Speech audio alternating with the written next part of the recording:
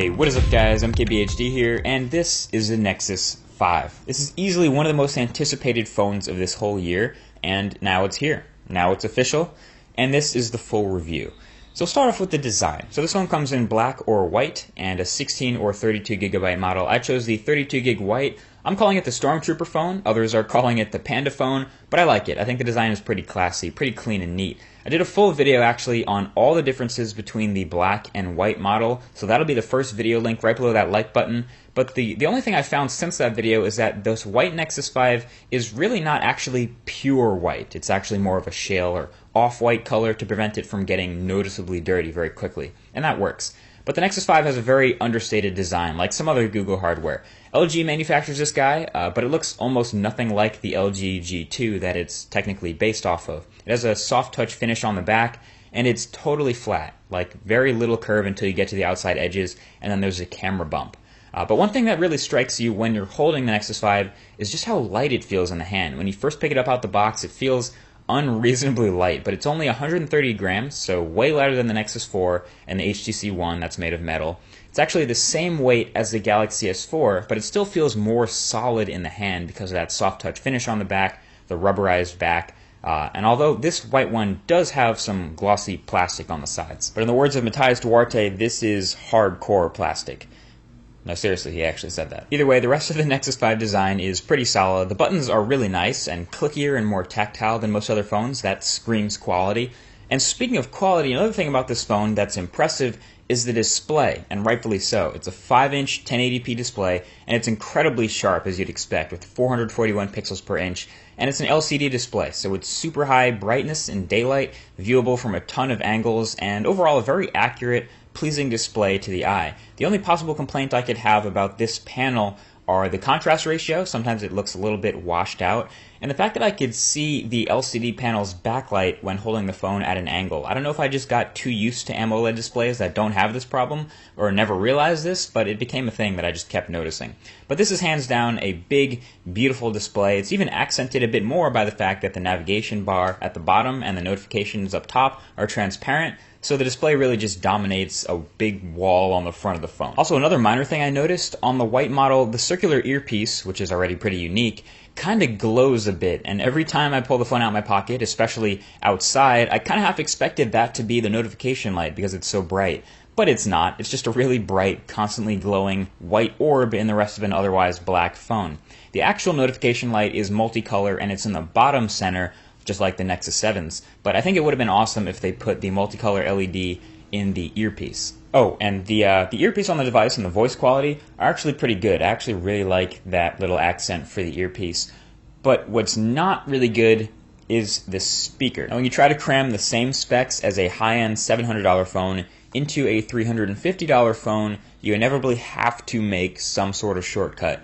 And the speaker at the bottom of the Nexus 5 is definitely one of those shortcuts. It is very, very, very, very, very bad for any smartphone. Not only is it firing out of the bottom of the phone, which means sideways audio and landscape, but just like the iPhone 5S, only the left grill is a speaker, and the right grill is just a pretty microphone. So if you accidentally cover just that tiny area with your finger, which I did all the time, you ruin the audio and have to readjust your hand. Easily the most disappointing part of the hardware on the whole Nexus 5 is that speaker. Now, on to something that a lot of other people have been disappointed by in the hardware, is the camera. Alright, now because of a lot of the other high-end internals in this phone, a lot of people are expecting the camera to be high-end as well. It's not. It's another one of those shortcuts that LG had to make to get this device to be just $350 off contract, so it's definitely a conscious decision they made. In fact, this phone shares almost all of the same internals as the LG G2, which is much more expensive off contract, but they use a different camera sensor and totally different optics. So this was a conscious decision that they made to go with this sensor. It's an 8 megapixel sensor behind f2.4 glass with optical image stabilization and an LED flash. Nothing too extreme here. Here's the thing, the photos that it takes are average. I'd say better than the Moto X and the Nexus 4, not as good as the Galaxy Note 3 or Lumia 1020, somewhere in the middle. Average. The outdoor situations and brightly lit scenarios where you'd expect any camera to do well, it does fine. The shots are decent with sharpness and detail, and the colors are accurate, which is nice. Not every smartphone gets the colors right. But in situations where you'd say, hey, it'd be nice to get a really sweet shot here in questionable lighting, don't count on it. Don't count on getting a sweet shot out of the Nexus 5 because it isn't happening. It's just not that high-end a sensor, and it's not up to that task. No shot that you get from the Nexus 5 is going to blow anyone out of the water and make them think, oh wow, you took that with a phone? No way. I mean, it does fine, and the shots that you take are good enough to share on Twitter and really anywhere on the web. But like we said, this isn't going to match the $700 high-end smartphone cameras naturally. It actually does its best. It really shines in low light, no pun intended. Okay, that was totally intended. But low light is one of its strongest points thanks to the optical image stabilization. In fact, I'd say this Nexus 5 takes some of the best low light shots of any smartphone next to the HTC One. I'll have a full gallery of all my sample shots linked in the description below if you want to check out any of those. I think a lot of the reason people aren't as happy with the Nexus 5 camera experience is because it's not fast anymore. It used to be really fast. If you remember when the Galaxy Nexus was introduced, it had instant shutter. You could just fire off photos rapid fire and instant shutter would take care of that for you really fast. The Nexus 5, as far as I can tell, just doesn't have it anymore. There's no instant shutter in this new camera app, and cameras have always been the weakest point of Nexus devices, and this is no exception. The software is pretty slow to open up the camera app, and then once the camera app is open, it's pretty slow to actually take the photo once you've pressed the shutter button. And a lot of times you want to get HDR mode on, and that particular mode takes us a full second or two to actually turn on, and then actually taking an HDR plus photo also takes a full second or so before it processes and you're already ready to take the next shot. So in between shot time is really long. The first time you take a shot, it takes a while to open up the camera and it takes a while to switch between modes. So I would characterize this as a slow camera, and that doesn't give anyone any sort of confidence when taking shots with it. Now, I mentioned in another review video of a recent phone, the Moto X, where the camera was just awful as well. This is on a very, very software level. This could be entirely fixed through a software update. I would encourage Google to push the stock camera app to the Play Store like Motorola did with theirs and make it better through that, because this is really the worst part of the software of this phone. This camera app could use a lot of work. But at least something that I love about the Nexus 5's camera app is the video mode. The optical image stabilization makes for some really smooth video, which is awesome. Focusing is pretty quick. You can take pictures while recording, and the microphone is really good. As you can probably hear, it's easily one of the best in any smartphone I've ever used. And that's LG's fault. So good job, LG. I appreciate the awesome mic. And the video quality is that much better because of it. But of course, this is a Nexus device, so the main focus here, let's be honest, really isn't the hardware, it's most definitely the software. And of course, this is running the latest version of brand new Android 4.4 KitKat. In fact, it's the only device right now on the market running KitKat. And the word I would use to describe KitKat on this phone is clean. That's the word that keeps coming to mind when looking at this new design. In fact, it feels like a very understated, minimal OS for a very clean, minimal, understated phone design. First thing you'll notice is the transparency, and they've removed a lot of the hollow blue accents from Jelly Bean and made those elements pure white, so there's no crazy colors going on here anymore for the most part, except for that settings app, which apparently they forgot to remove the blue from. But the real point here of the new design is to let the apps take center stage, let the Play Stores take center stage, and apps are now the main focus. Even their icons are bigger, and there's a newly adjusted Roboto font, and even this further supported immersion mode, which will encourage apps to take up the full screen and hide the notification bar and the navigation bar. Now, KitKat is way less memory hungry than previous versions of Android. In fact, it lowered the system requirements to half a gig of RAM, so that's not a problem for the Nexus 5. Plus, the Nexus 5 has a Snapdragon 800 2.3 GHz quad-core processor and 2 GB of RAM, so performance here is exactly as you would expect. It's buttery. It's very responsive and smooth and silky and whatever other words you want to use to describe the feeling of using stock Android on a high-end device. It's all of that. And that goes for multitasking and switching between open apps, and for launching new apps, and this goes for web browsing and scrolling around in Chrome. It's all very familiar stuff like the Google Play Edition Galaxy S4 and the Google Play Edition HTC One. It performs just like those, which is great. And since Jelly Bean supports Trim, and the newest version of Android supports Trim as well, long story short here is this phone is likely going to perform really well just like this for years to come. But even after knowing all that, you know what's weird? The battery life.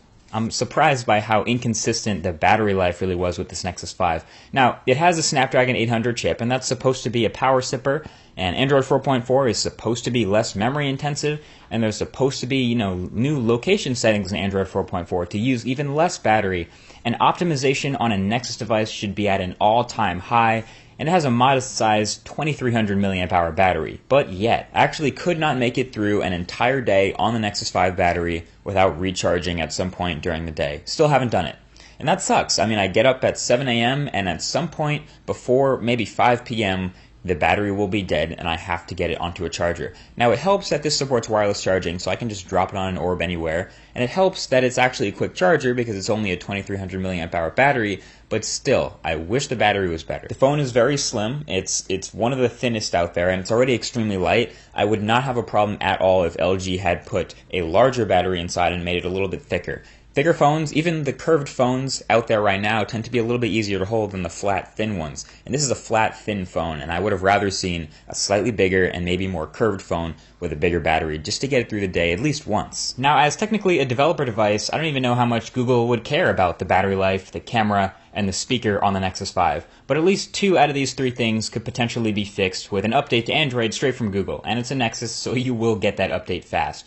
And I love KitKat already. It's the most advanced version of Android yet. It's the most beautiful version of Android yet. And that makes using the phone an absolute pleasure.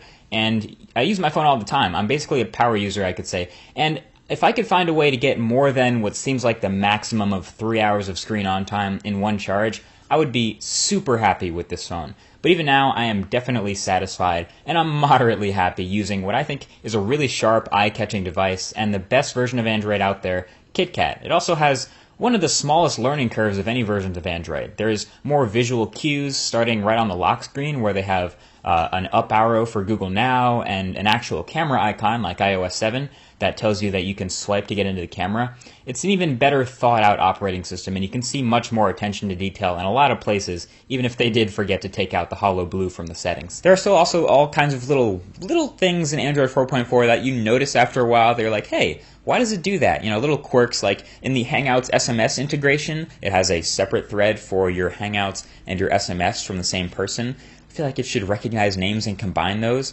There's also 2 photo apps in Android 4.4. Not really sure why, if they're planning on merging them or not. I don't know, they're just kind of there. So there's little things like that, but you'll probably end up seeing all of the biggest problems with it fixed in software updates in like 4.4.1 very soon, which you'll be seeing immediately if you have a Nexus 5. So the bottom line is this Nexus 5 is the most Google phone that's ever been made. It's some people like to call it pure Android, and as far as we can tell, it still is, but it feels like a Google experience Android, whereas you also have the Samsung experience Android and the HTC and the Sony experience Android. This feels like the Google version of Android, which a lot of people will like. If you're looking for a high-end device with no compromises and all the best specs and on-paper statistics and numbers and things like that, the Nexus 5 is just flat out not for you. You'd be better off with something like the HTC One or the Galaxy Note 3 or the Lumia 1020 or something like that. But if you're looking for the most pure Google experience and you want to be first in line for Android updates and you want to have all of the same things that the other Nexuses have plus a little bit because it's a Nexus 5, well, then this is the phone for you. Buy it. The Nexus 5, when you don't consider the price, is great. The Nexus 5, when you do consider the price, is in a league of its own because there really isn't any other $350 phone with a Snapdragon 800 and the latest version of Android. There just isn't another phone like that for $350. So it's in a sort of a class of its own, which is why a lot of people have a hard time deciding what to compare it with. It inevitably gets compared with other $700 phones rather than other $350 phones. I think Google could decide to make a $700 Nexus and not make any compromises like the camera and the speaker, but right now, this is the Nexus 5 we have, and it's recommended for a certain group of people, and if you're considering buying it, you're probably in that group of people. You know who you are, and I wouldn't hesitate. I would just pick one up. Either way, this has been MKBHD. Thank you for watching. If you enjoyed this video review of the Nexus 5, be sure to share it, and of course, there's a subscribe button below if you want to see more videos like this coming up very soon. Either way, I'll talk to you guys in the next one. Thanks for watching. Talk to you later. Peace.